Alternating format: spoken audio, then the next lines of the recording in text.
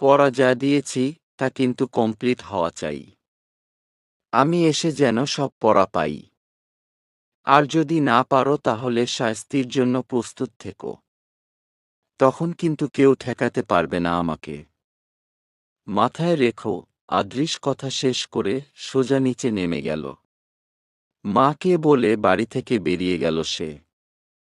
Ayana সেদিকেই কিছুক্ষণ তাকিয়ে রইল। সে এতক্ষণ নিজের রুমের সামনে এসে চিন্তা করছিল ভিতরে যাবে কি যাবে না। এর মাঝেই রুমের বাহিরে আসে আদৃশ। আর উপরোক্ত কথাগুলো বলে। আয়ানা দীর্ঘ একটা নিঃশ্বাস ছেড়ে রুমে প্রবেশ করল। এখন তাকে পড়তে বসতে হবে। রাত 10টা বাজে এখন। আয়ানা আদৃশ যাওয়ার পর থেকে অনেকক্ষণই পড়েছে। বিকালে 1 ঘন্টা ঘুমিয়েছিল। তারপর হালকা কিছু নাস্তা করে আবার পড়তে বসেছে। হাত পা ব্যথা হয়ে যাওয়ায় মাঝখানে একবার উঠেছিল। নিচে থেকে একটা ঘুরান দিয়ে এসে বেলকনিতে গিয়ে কিছুক্ষণ দাঁড়িয়েছিল। এখন আবার পড়তে বসেছে। আদৃশ রুমে প্রবেশ করে দেখল মনোযোগ সহকারে পড়ছে আয়ানা। তাই তাকে ডিস্টার্ব না করে নিঃশব্দে কাপড় নিয়ে চলে গেল ফ্রেশ হতে। হঠাৎ কেউ চেয়ার টেনে বসায় কেঁপে উঠল আয়ানা। ভয়ার্ত দৃষ্টিতে সামনের দিকে তাকাতেই আদৃশের মুখটা চোখের সামনে ভেসে উঠল। আদৃশ অবাক হয়ে বলল, কথায় কথায় ভয় পাও কেন? আয়না কোনো জবাব দিল না। মাথা নিচু করে ফেলল। আদৃশ আয়নার জবাবের অপেক্ষা না করে বলল, পড়া হয়েছে। আয়না মিনমিন করে বলল, মোটামুটি। আয়না জানে না তার হৃৎপিণ্ড আজ ঢোল ড্রামের মতো বাজছে কেন। এমনিতে সে পড়াশোনায় বরাবরই ভালো। খুব দ্রুতই পড়া আয়ত্তে আনতে পারে। আর এখনও যে তার পড়া হয়নি এমন না, তার মোটামুটি সব পড়াই হয়েছে। কিন্তু আদৃশকে পড়া দিতে হবে ভাবলেই অর্ধেক পড়া মাথা থেকে হারিয়ে যাচ্ছে। আয়ানার অনেক বেশি নার্ভাস লাগছে। তার মনে হচ্ছে আদৃশ জিজ্ঞাসা করলে সে কিছুই পারবে না। আয়ানার ভয়ে কিছু সময়ের জন্য দূর করল আদৃশ। বলল, চলো ডিনার করে আসি। দেন তোমার পড়া নিব। আয়ানা নীরবে সম্মতি দিল। ধীর পায়ে রুম থেকে বেরিয়ে গেল। নিচে এসে দেখল অনু, প্রীতি আর খালা মিলে টেবিল সাজাচ্ছেন। ফোঁস করে একটা শ্বাস ছাড়ল আয়ানা। অনু তাকে একটা কাজও করতে দিচ্ছে না। কোনো কাজে হাত লাগাতে দেখলেই তার এক কথা, কাজ করার জন্য, সংসার সামলানোর জন্য এখনো অনেক সময় পড়ে আছে। সে যেন পড়াশোনায় মনোযোগ দেয়। বই খাতা সামনে নিয়ে বসে আছে আয়ানা। আদৃশ তাকে পড়া ধরার জন্য সামনে বসে আছে। ভয়ে অনবরত হাত চড়াচ্ছে সে। আদৃশ হয়তো আয়নার মনের অবস্থা বুঝল। তাই নরম গলায় বলল, ভয় পাওয়ার কিছু নেই। যা পারো ঠান্ডা মাথায় উত্তর দাও। আমাকে ভয় পাওয়ার কিছু নেই। আমি বাঘও না, ভাল্লুকও না। আমি শুধু চাই তুমি সময়মতো পড়া কমপ্লিট করো। ফাঁকিবাজি না করো। এখন আমি যা জিজ্ঞাসা করব রিল্যাক্স হয়ে উত্তর দিবে। আয়না আদৃশের কথায় কিছুটা শান্ত হল। আদৃশ বেশ অনেকগুলো প্রশ্ন করল আয়ানাকে। আয়ানা মোটামুটি সবগুলো প্রশ্নেরই উত্তর দিতে পেরেছে 2-3টা ছাড়া। সেটা নিয়েই আপাতত আয়ানা ভয়ে আছে। যদি আদৃশ পানিশমেন্ট দেয়। কিন্তু সে আয়ানাকে পানিশমেন্ট নিয়ে কিছুই বলল না। শুধু গম্ভীর গলায় বলল, আরো ভালো করে পড়তে হবে। আয়ানা মাথা নাড়াল। আদৃশ পুনরায় আয়ানাকে পড়ানো শুরু করল। পার হলো প্রায় 1.5 ঘন্টা। আদৃশ পড়া বুঝাতে বুঝাতে আয়ানার দিকে তাকিয়ে দেখল সে ঘুমে ঢুলছে। আদৃশের যে ঘুম আসছে না তা নয়, তারও ঘুমে চোখ লাল হয়ে গেছে। সে বইটা বন্ধ করে দিল।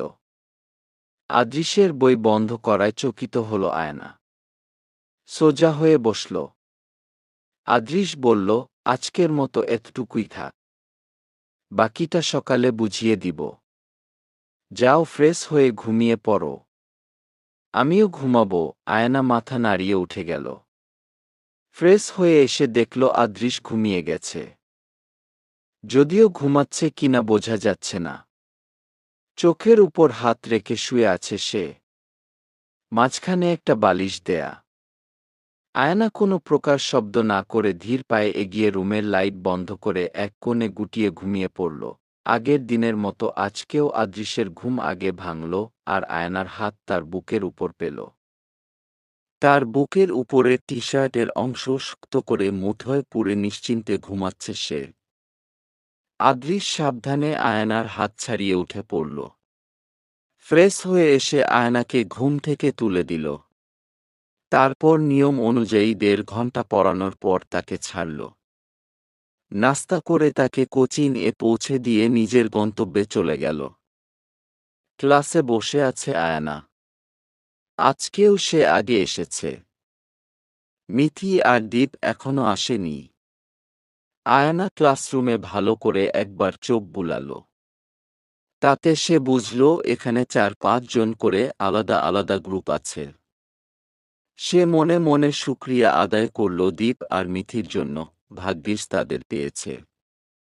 না হলে এদের কারোর সাথে মিশার ক্ষমতা তার নেই। কাঁধে জোরে সরে একটা থাবা পড়ায় লাফিয়ে উঠল আয়ানা। পাশে তাকিয়ে দেখল মিথি দাঁত কেলিয়ে বসে আছে।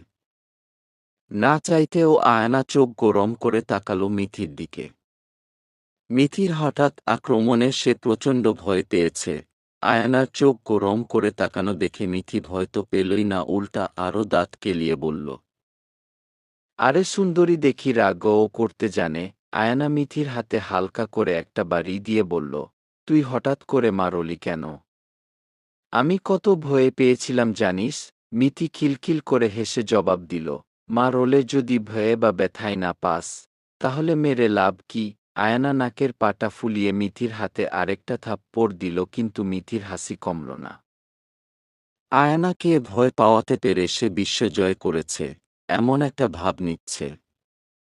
আয়না জিজ্ঞাসা করল, তোর ফ্রেন্ড দীপ কই? মিথি হাসি থামিয়ে মুখ কুঁচকে বলল, ওই যে দেখ আইতাসে রাজার বাচ্চা। বেটা আস্ত একটা বোঝাত। ওর জন্য প্রতিদিন আমার দাঁড়ানো লাগে, কিন্তু বেটার খোঁজই পাওয়া যায় না। আজকেও নামে না, নামে না। পরে ওর বাসায় গিয়াটা ইন্না নিয়ে আসছি। দীপ ধুপো করে নিজের ব্যাগটা টেবিলে রেখে দুঃখী দুঃখী কণ্ঠে বলল, মিথি ফেতনি, তোর জন্য আমি চুলে ভালো করে জেল দিতে পারি নাই। আরেকটু পর আইলে কি হইতো? চুলটাও ঠিকমতো সেট করতে পারলাম না। মিথি রাগী রাগী কণ্ঠে বলল, লবা, রাখ তোর জেলও। এমনিতেই তো চুল তোর কাউয়ার বাসা। জেল দিয়ে কি পার্মানেন্ট কাউয়ার বাসা বানাইতে চাস? এতই যখন সাজুগুজুর শখ, ভোর থেকে শুরু করতে পারো না? পরে পরে ঘুমাবা, আবার কোচিং-এ আসার আগ মুহূর্তে সাজবা, তা তো হবে না। মনু কথায় না পেরে দীপ ফেইসটাকে দুঃখী করে বলল, তুই একটুও ভালা না মিথি ফেতনি। মিথি বলল, ওইডা আমি জানি, তোর কওয়া লাগব না। এদের ঝগড়া দেখে মিটমিট করে হাসছে আয়না। সে হাসি চাপিয়ে টপিক ঘোরানোর জন্য বলল, এখানে সবাই দেখি গ্রুপ আকারে থাকে। তোরা কোনো গ্রুপে নাই? মিথি মাছি তাড়ানোর ভঙ্গিমায় হাত নাড়িয়ে বলল, আরে না, আমাদের দুইজনের সহজে কারোর সাথে বনে না। আর আমরা কারোর আন্ডারে চলতে পছন্দ করি না। নিজের মনমতো চলি। কিন্তু কোনো গ্রুপে গেলে দেখা যায় তাদের মন রক্ষা করে চলতে হয়। আরও অনেক ঝামেলা আছে। এই যেমন দেখ, ওই যে ফার্স্ট আর সেকেন্ড বেঞ্চের যে কয়জন আছে, তারা সব ব্রিলিয়ান্টের দল। একদম কর্নারে যেই ছেলেটা বসে আছে, ও সবচেয়ে ব্রিলিয়ান্ট, তাই ওর সাথে মিশার জন্য বাকিরা সারাক্ষণ ওরে তেল মারে, যা আমাদের পক্ষে সম্ভব না। আর আমরাও এত বিল্ডিং না।